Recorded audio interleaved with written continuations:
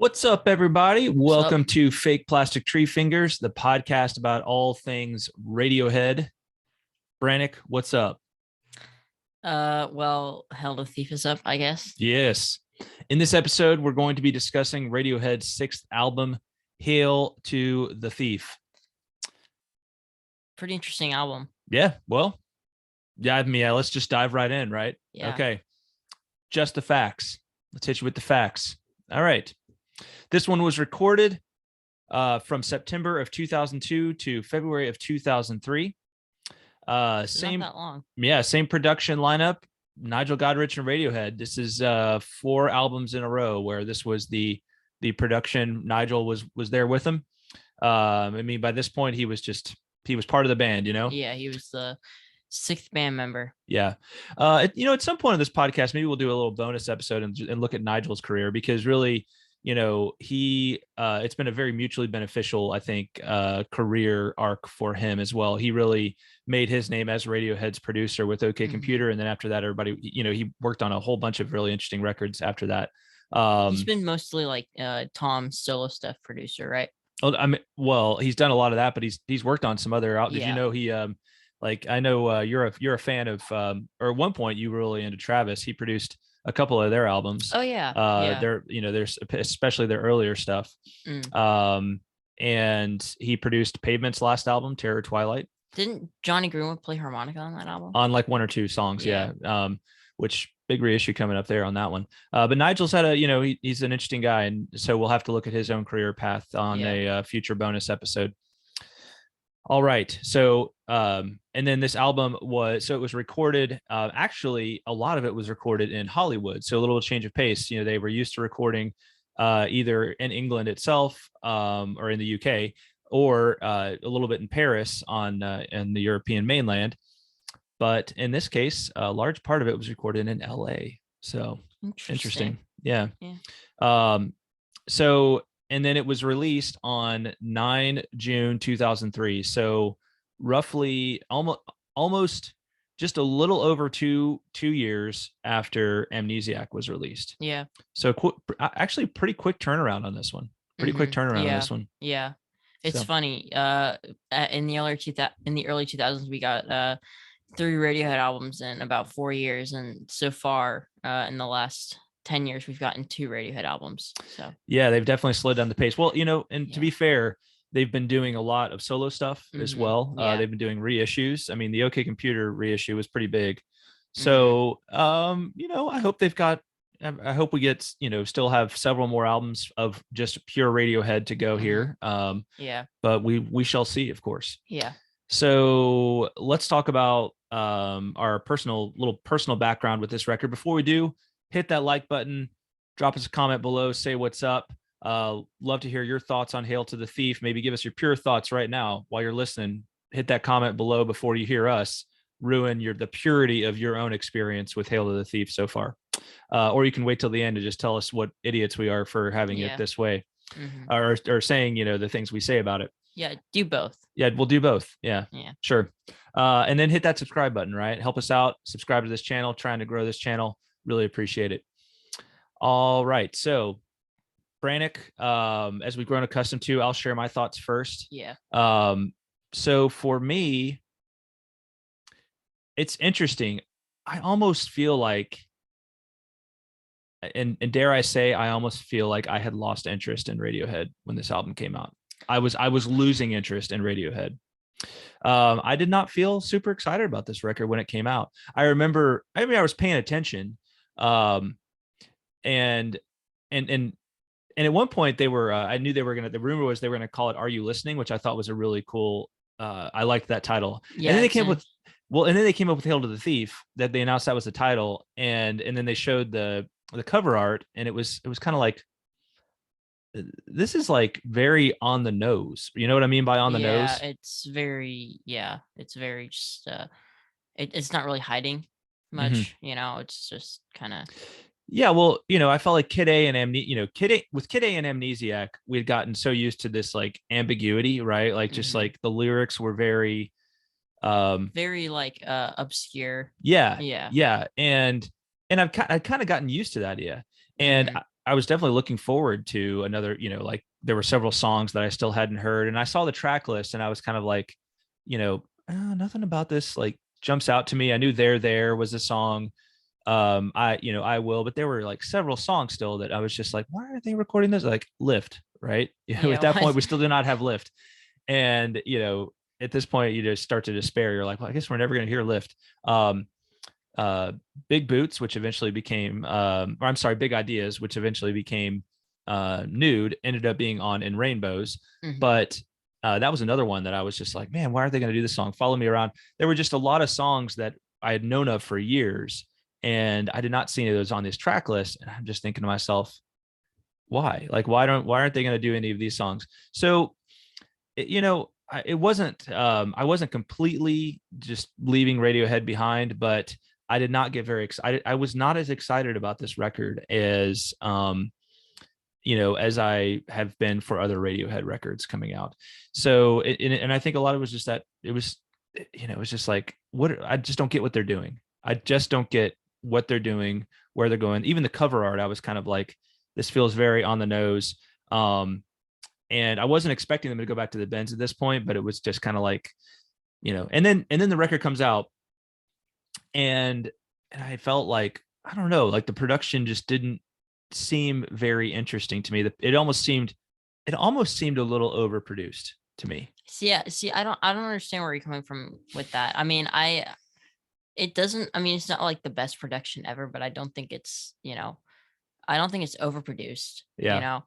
Well, fair enough. And that, I mean, I'm just saying more of like what my initial reactions to it were, right? Mm-hmm. What I thought of it at the time. I thought there were some cool songs on it for sure. We'll get into my opinions on the various songs, but it was so far, ever since I've become a Radiohead fan, the album that I was least excited about going into it. So that's where I am. What did you think about this record the first time you heard it, Brannick? Yeah, well, I mean, I don't really have much of a background with this album, but I've kind of had a back and forth with it. The first time I listened to it, I really enjoyed it. I thought it was a really good record. Mm-hmm. But then on my second listen, I didn't find it very interesting. In fact, I found it kind of boring. Mm-hmm. So like pretty much every single time I listen to it, I come back with different thoughts. One day I'll think it's their best album, and the next I can't get through it, So it's a very interesting album for me in that way. Yeah. Cool. All right. Well, we'll both share our kind of current assessment of this album towards the end of this episode. Yeah. We're going to talk about the individual tracks now. So one of the things that is very interesting about this record is that they have, first of all, I believe it's the longest Radiohead album in terms of number of tracks, right? And so it's the longest in length, and I'm pretty sure. Yeah, it's almost an hour long. Yeah, it's pretty long. So it's got 14 tracks. The longest before that, normally they hit about 11 or 12 with their records. Mm-hmm. And then each track has its main title and the alternate one, and then it has like an alternate title, or what I assume is an alternate title. So it's interesting to think about, like it is interesting in that regard, like to think about like, what is this alternate title supposed to tell us about the song, right? Mm-hmm. So having said that, let's jump into the tracks. All right. So track 1. 2 + 2 = 5. Yeah. Well, I mean, starting off out of the gate, and it's just, I think they're trying to like show off their math skills, and it's like, guys, math skills not so good. Yeah. Not so good. And if you're gonna do something like that, you got to do 2 + 2 = 6 because it's your 6th album. There you go. Maybe they're trying to forget Pablo Honey. I don't know. But yeah. So I mean, I like this opener a lot. I think it's a really good opener. It really sets the tone for the album. Mm-hmm. It's very dark and brooding. And I love at the beginning how we have the guitar mostly panned to the right, and then the percussion on the other side, and then it all comes together, and it kind of pummels you. So yeah, I really like this opener. I think it really starts off the album well. Yeah, it's a pretty good opener. I did enjoy this track the first time I heard it. It's definitely a rocker. It's got sort of a punk feel to it, right? Mm-hmm. It's pretty pretty fast paced. It's probably their heaviest song since like Electioneering. Yeah, definitely. And it's after opening 2 records with songs that were a little bit out of left field, a little bit strange for Radiohead, especially Everything in Its Right Place, but even Packed Like Sardines. This one is more of a straightforward rocker. It's like, all right, here we go, rock record. And there was a lot, I think, after Kid A and Amnesiac, there were probably a lot of people who were kind of longing for a return to that guitar rock sound. Yeah, because we had heard like very little guitar on those last 2 records. Yeah, for sure. So this is a cool one. I mean, the lukewarm is the alternate title here, right? 2 + 2 = 5, and then the lukewarm. I don't know. What do you do with that alternate title, Brannick? Any thoughts? Yeah, I don't know, because I feel like this song kind of is like about it might even carry into the dystopian theme of the last 2 records, because it's talking about how it's the devil's world now. But I mean, I don't really have much with the alternate title. Yeah. I mean, like lukewarm. I feel like lukewarm has this connotations that kind of refers back to like the Bible, right? So there's a passage in the book of Revelation, the last book in the Bible, when it's like, like the apocalyptic Jesus is talking to one of the ancient churches, and saying like, you're neither hot nor cold, you're lukewarm, therefore I'm going to spit you out, right? So it's talking about like, the reference, like 2 + 2 = 5. Obviously it's kind of like the idea that like somebody can insist enough that that this is right because I say so, right? 2 + 2 is obviously not 5, but if I say it is, then it is, right? So, and then if you allow that to become a thing, then it's like you're being lukewarm, right? You're not fighting back against that idea that somebody can just like change reality because they say so. Then you're lukewarm. So I don't know. Maybe that's one way of looking at it. Yeah, that is an interesting take. Yeah. So, but pretty cool opening track. Yeah. All in all. So, track 2. Sit Down, Stand Up. Sit Down, Stand Up. What do you think? I mean, I really like this track. I think it's a nice. It's very. I feel like it's a pretty atmospheric song, and it's a little eerie. And I also love how it builds. Yeah. It just keeps on building until we get to that part where he talks about raindrops. So yeah. The raindrops. Yeah. This this has a little bit more of like a Kid A kind of feel to it. I feel like it's got it's a little bit more of an electronic song. Still rocks pretty hard. If anything, it reminds me somewhat of Idiotech, right? Yeah, I can see that. But I like this one has always seemed like one of the best songs on the album to me. It's a really good one.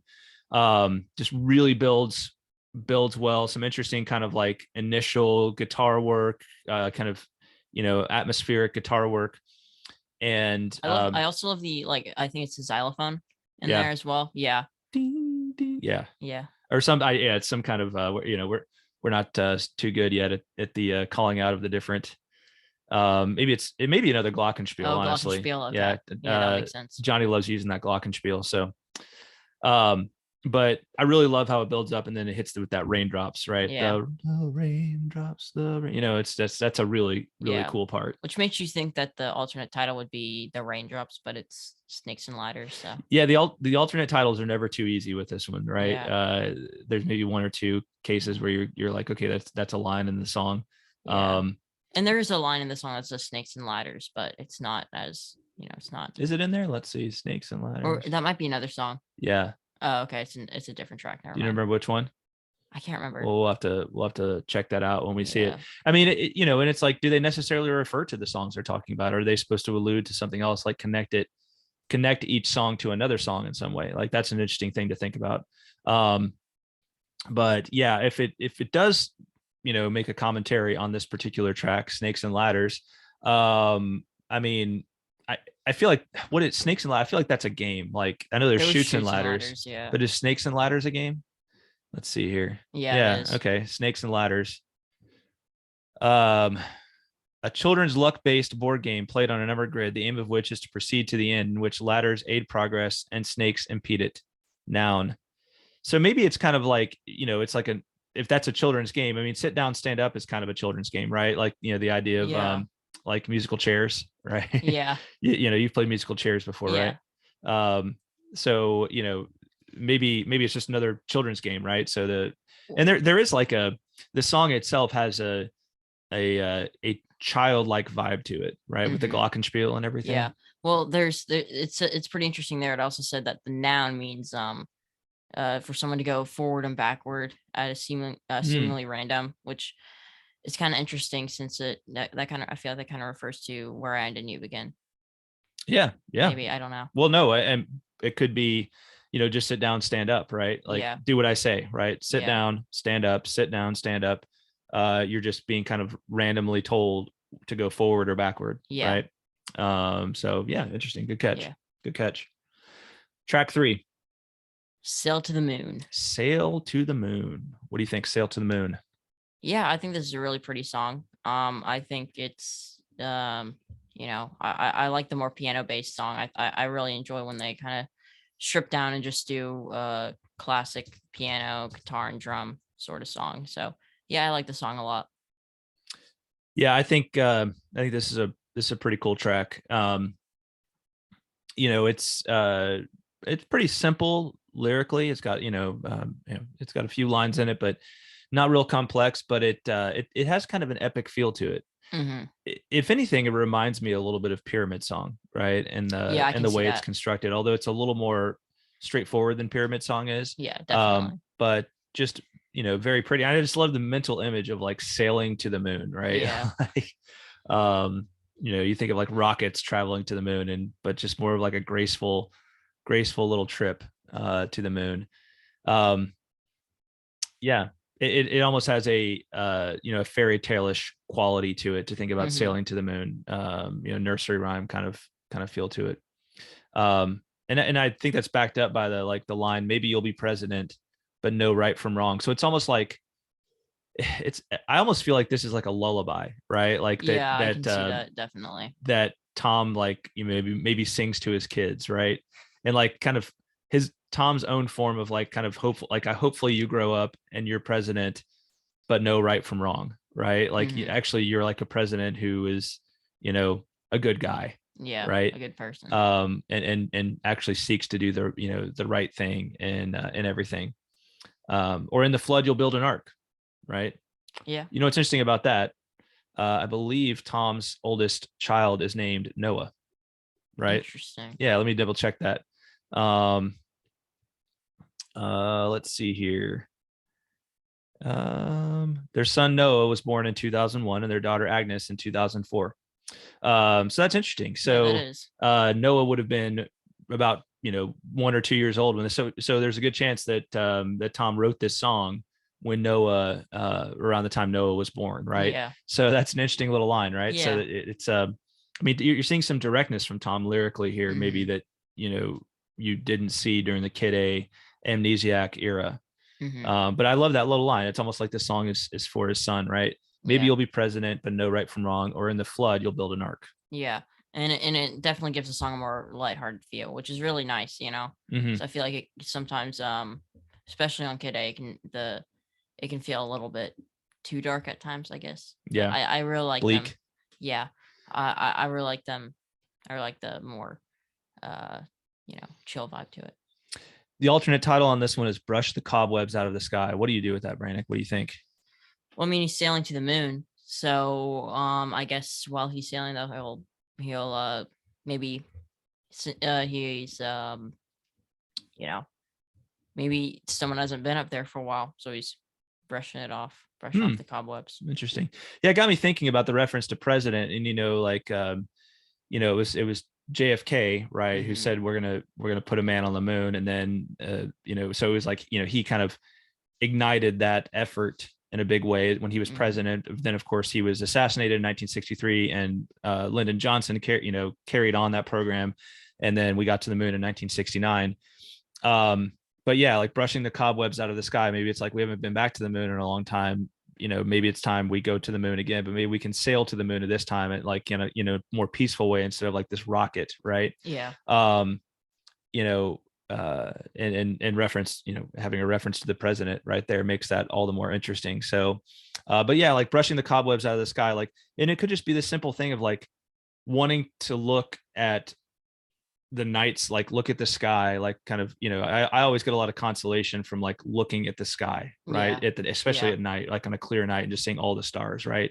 And it's like, just brush the cobwebs out of the sky and take a fresh look. Because with all the problems here on Earth, it's like sometimes maybe you just need to look at the sky, brush the cobwebs out of it from your own sight, and just let yourself be refreshed by what you see there. Yeah. And then your problems maybe don't seem so big anymore. So cool song. Very well. Yeah. Wow. Yeah. Cool song. Yeah, definitely. Track 4, Backdrifts. Yeah. I think this is a pretty all right track. I really like the I guess the pad that they use on it. And it really does fit the title wall. I think it does kind of sound like it's going backwards. Oh yeah, keyboard. the electronic sounds. Yeah. Yeah. I think that sounds very back drifty. Yeah, I think this one's a really cool track too. And I love how they seem to really have grown into their own by the time Hail to the Thief runs around, with using electronic instrumentation and sort of creating this hybrid rock sound, like a hybrid electronica and rock sound. And it's really interesting because I feel like there was a lot of bands that tried to do that, like in the late 90s, and it was always sort of a turn off to me, right? They always did it in a very like kind of clunky way, I feel like. And I feel like Radiohead achieves this synthesis between rock music and, electronic music in a very organic way on this record. Yeah. So this one's really cool. What do you think of that alternate title, Honeymoon is Over? Nothing? Got nothing? No. That's fair. Yeah, I'm not sure. I mean, that's that could just be I guess we'll just leave that one for what it is. I don't have much to say about that myself. But it's sometimes Honeymoon is Over doesn't necessarily refer to a marriage. Maybe it refers to like, a new president. So that can kind of tie back to the album title, right? Hail to the Thief. All right, track 5. Go to Sleep. Go to Sleep. Yeah, I feel like with the title, you'd kind of think it's more of a more electronic ambient song, but it's a pretty heavy song, and I think it's a pretty angry song also. But I think it's a pretty a pretty decent song. Yeah, it's cool kind of acoustic riff, but it's kind of a rocker too, right? It has a little bit of acoustic riff. One of the singles off the album. This one's okay for me. It's not one that's ever grabbed me. It always kind of surprised me they made it a single off the record, because I thought there were maybe some other tracks that could have been better singles.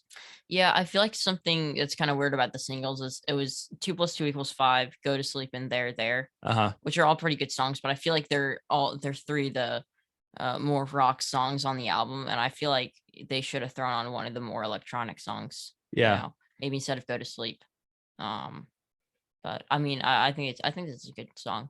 Yeah, I mean, I could have seen like, Sit Down, Stand Up being kind of an interesting single. Or even like a Punchup at a Wedding, right? I think that's a pretty cool one that could have been a cool single. So yeah, this has always been one of the most questionable singles that they've chosen to me. So, but it's all right. I mean, this song just doesn't do a whole lot for me. What do you think? I mean, I want to ask you guys because I feel like there's other people who really think this song's pretty awesome. And so I'm interested to know what people think about Go to Sleep. What do you think? Let us know in the comments below why Go to Sleep is an awesome track, contrary to maybe what I think. Yeah. And the alternate title here is Little Man Being Erased. So I guess that's just the idea of like, maybe it's like, go to sleep, like we're going to put you to sleep, right? Maybe. Like, and then we're going to erase you, little man, like you never existed. Yeah. Getting those dystopian vibes going. Yeah. All right, track 6. Where I End and You Begin. I really like the percussion on the song. I think Phil does a really good job with that beat, and I also like the bass as well. I think the bass is it's a really cool bass song. Yeah, yeah, for sure. This one is a pretty pretty strong rock track. Another one where I think this one might have been a good single too. Yeah, I think right? it could have been. You know, this track, I think when I get to this track, I always remember that for me, Hail to the Thief is akin to what what pop is to U2, right? Now, have you ever listened to Pop, Brannick? No, I haven't. That album? Okay. You know enough U2 though, right? Yeah, I mean, you know a decent amount of U2. So, I'm a pretty big U2 fan. And so for me, like their U2's 90s output follows sort of like what Radiohead did from Radiohead did in like the early 2000s. It's like you hit with Octung Baby, which is like, just like completely like, whoa, what is this? Is a complete change from everything else. Kid A was kind of like that. Then Zooropa is like a little bit of a twist on the thing they just did, right? Just like Amnesiac is a little twist on the Kid A thing. The songs are almost like at the same era. And then both bands put out this other album that's like a little bit like is it a return to form or not? Like, and you're just, no one's really sure where it fits in. And you go back and forth between, it's one of their best albums, and it's like, I don't like this album. Like, I go back and forth with both albums, being like, oh, there's some really great songs on this, to being like, I don't get it. Yeah, it's kind of like what I was saying at the beginning. Every single time I have a different outlook on it, but yeah, I think this one's pretty good. Yeah, and the reason it's this song that does that for me is there is a song on Pop, The Last Night on Earth, that's track 6 on that record. And I feel like they're like, these two songs have the same vibe, like and they both are kind of like pretty groovy songs that would have been, maybe a hit in another context. They're both really cool songs, and they just remind me of one another. So it's weird because in my brain it kind of causes this record to pass over like Pop and this record to like merge into one. As weird as that may sound. So the alternate title on Where I End and You Begin is The Sky Is Falling In. So I mean, I don't really know what to do with that. Interesting mental image, I guess.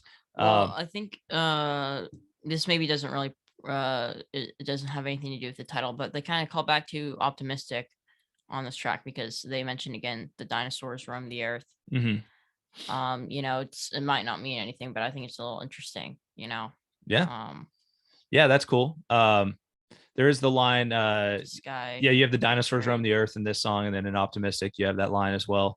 And so it's like Optimistic is anything but optimistic. So it's like the sky is falling, it's like the Chicken Little sort of thing, the sky is falling in.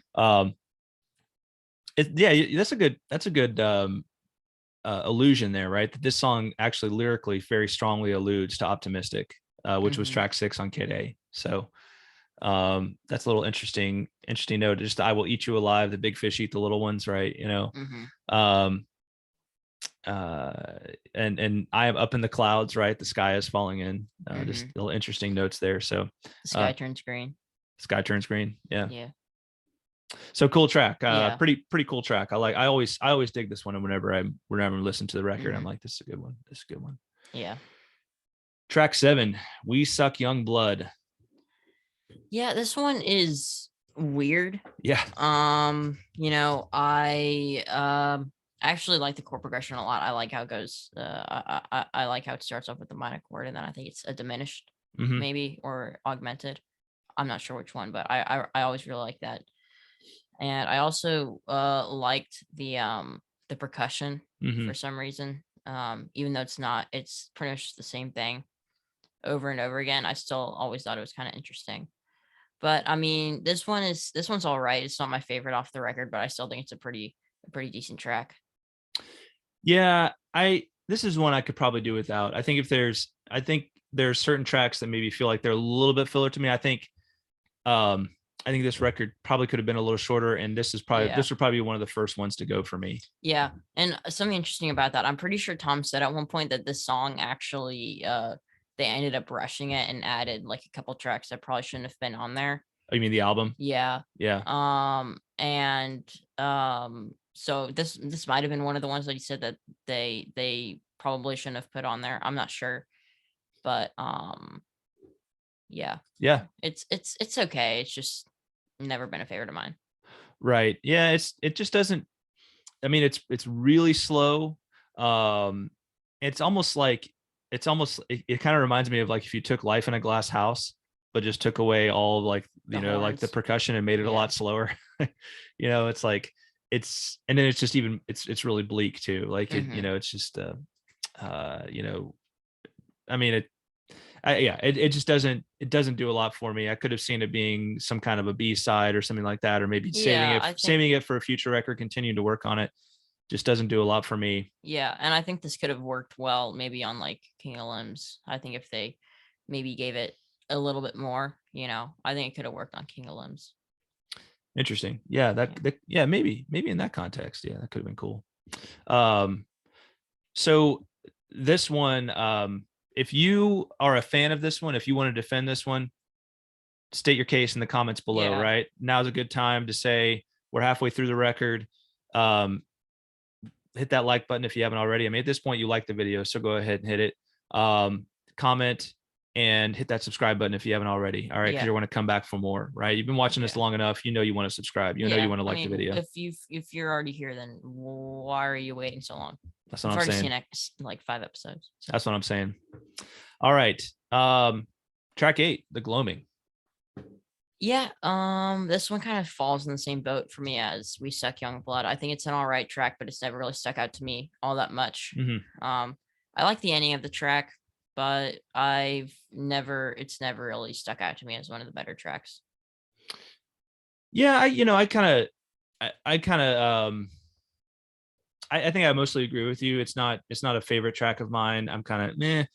Now, I think they worked on it after the album, and I think they've done it a lot live. Yeah, and they've done it. I know when I saw them live several years ago, they played The Gloaming, and it was like an extended version. And they did more with it towards the end. So I feel like it does kind of end a little abruptly. It's kind of like, well, that just kind of ended. Yeah.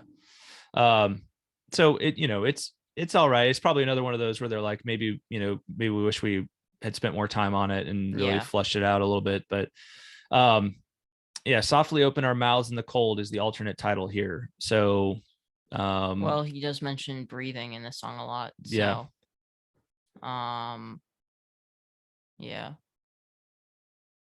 they should be ringing the alarm bells, right? Also, what is the gloaming like? I think it refers to like twilight. Okay. Right, so let's see here, just making sure. Gloaming meaning gloaming, twilight or dusk. Yes. So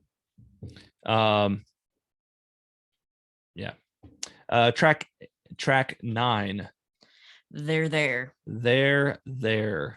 Yeah, well, after these last 2 kind of mad tracks, this one really picks it up, and this is like truly an amazing song.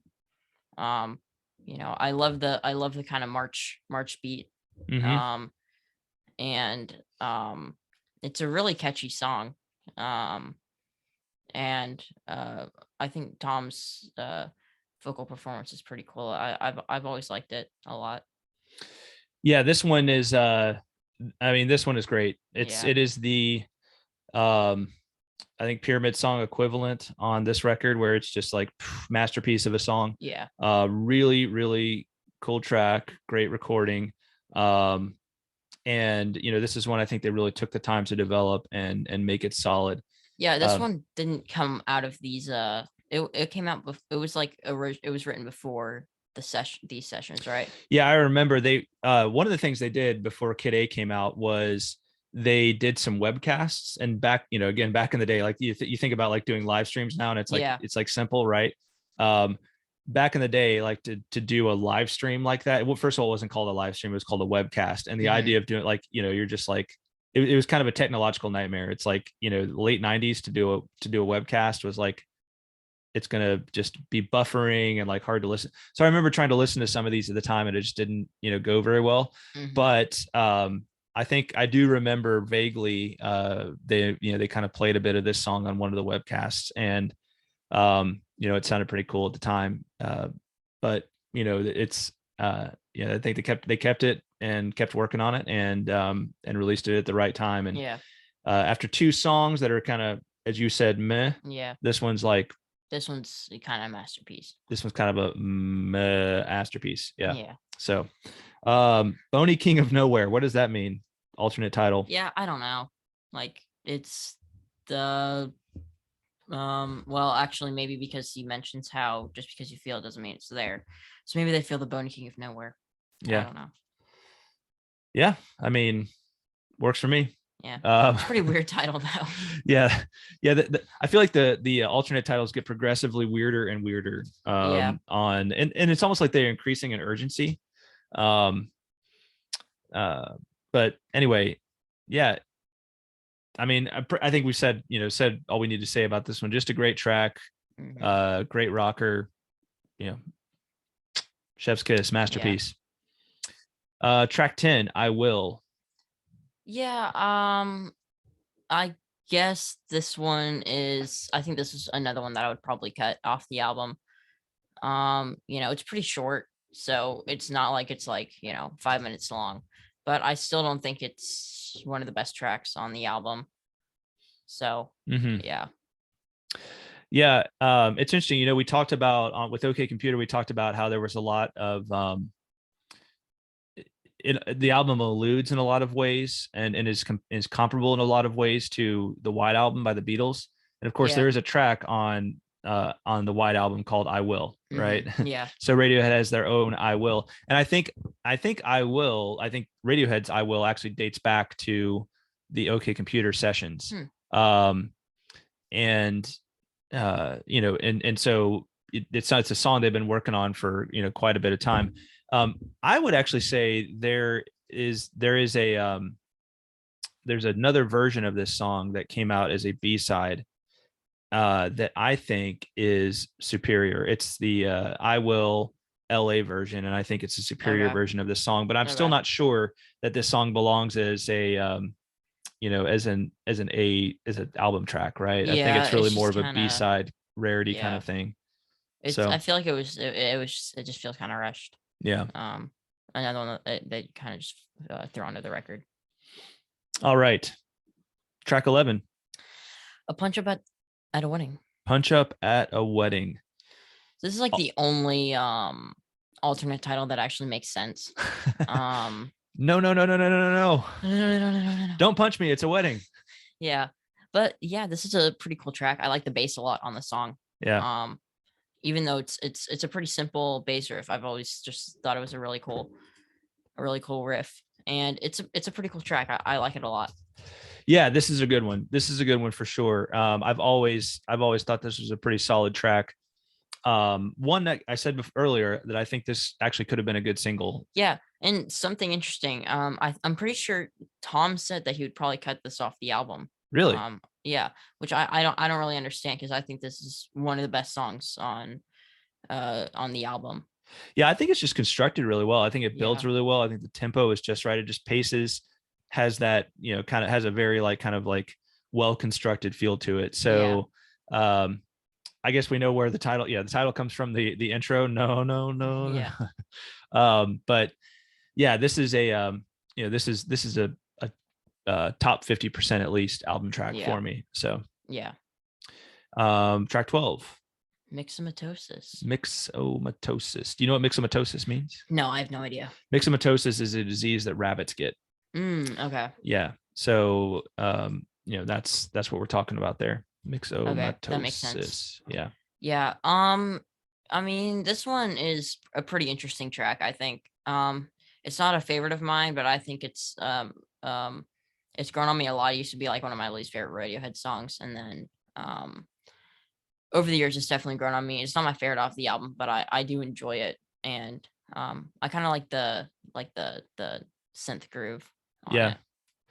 Yeah, it's a pretty good one. I go back and forth on this one. It's sometimes I'm pretty into it. Sometimes I'm kind of like, don't like it so much. Um, what I do think is really interesting about this is the alternate title, Judge, Jury, and Executioner, is the title of a Tom solo track, or I'm sorry, an Adams four-piece track off of the Adams for Peace album, Amok, right?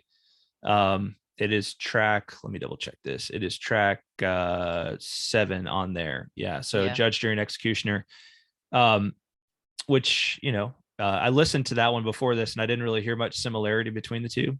So I don't know if that was just a coincidence and he just happened to have, or if this was, he just liked the title a lot, I guess. Yeah. Or maybe he took lyrics and kind of spun them off into the Adams for Peace song. I don't know, but that it is in fact a Adams for Peace song title. Yeah. All right. Track 13. Scatterbrain. Yeah. I think this is a really pretty song. I've always liked how Tom delivers the song title. Mm-hmm. I've always liked that. And I mean, it's not really an insane song in any way. It's a pretty pretty normal track, but I've always liked it a lot. Yeah, I think it's a good one too. I think his vocal performance is very pretty, reminiscent a little bit of the Benz and OK Computer era, sort of Tom singing, like, in that, just hitting those high notes, like really drawing them out. On these later records, doesn't seem like we get as much of that. And they really just let his voice soar right here, and it's really, really pretty. So a little bit slower. And it just catches me, it's a very pretty song. Yeah. And then here we are, track 14, A Wolf at the Door. Yeah, this one probably has the weirdest alternate title. It's It Girl Ragdoll. Yeah. So I mean, use that however you want it. But I think this is a really cool song. This is my favorite off the album for a while, and it's the closest thing Radiohead has ever gone to making a rap song. And honestly, I think they would actually make a really good rap. You think they would make a good rap song? Yeah. But I mean, yeah, I like the chorus on the song a lot, and I think it's a really good track. I think it's a really great closer. Yeah. I think it's a pretty good one too. We go back to our whole thing about, for their first 4, really the Benz, OK Computer, and Kid A. Yeah, they kind of end their albums on this more optimistic note. Life in a Glass House is more of like, is this optimistic or not? Yeah. This one is just kind of like, wait, what? Because he talks about how a wolf is going to steal his children. Yeah. And how he'll never see them again. And then he just says, so I'm just gonna, and yeah. Yeah, it's like, what am I gonna do? I don't know, right? And I'll never see them again if I squeal to the cops. So I'm just gonna, right, what are you gonna do? Squeal to the cops or pay the ransom, I guess. So yeah, this one is this one really, okay. So given that he had just had, that he has a child now, right? I really hear Tom's voice as not just this guy who like is like, scared, like worried about the world, the state of the world, but I hear his voice coming through as a father. Like he's worried about it, not just for himself and his friends, but as a father now. Right. And it's like, how do I keep the wolf at the door? Right. How do I keep this thing away from my children? Right. And what is the wolf that he's referring to? Well, it's all the things that he's just rattling off in this song. And it's just like, it just feels like this catch-22 in the world, right? It's going to steal all my children if I don't pay the ransom, and I'll never see them again if I squeal to the cops, right? So I've got to either pay the ransom. I can't squeal to the cops, so I guess I've just got to pay the ransom, for them, right?